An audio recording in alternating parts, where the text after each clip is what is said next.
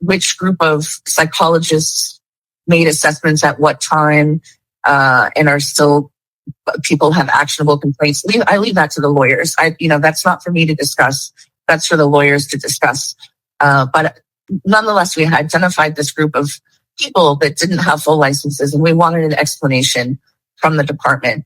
And eventually, maybe like a week and a half later, instead of committing it to writing, I got a text from someone in the department, Delaney Kempner, the Deputy Commissioner for Communications, I think is her title.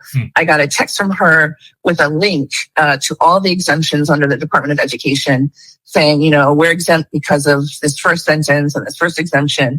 And I checked it out with lawyers, and they all said, no, this doesn't apply to this specific unit of psychologists that do the candidate assessment, because there's this other law out there, the NYCRR section 6000 that you discussed, and Eric Sanders has discussed ad nauseum, that specifies that police evaluations have to be done by fully licensed psychologists. So I already knew that there was another law out there.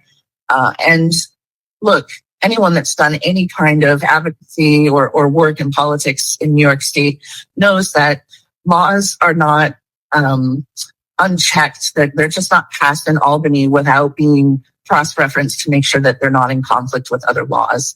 So after checking with lawyers, I was very sound in knowing that this group of psychologists in the CAD were supposed to be operating under the NYCRR, and they should only be fully licensed.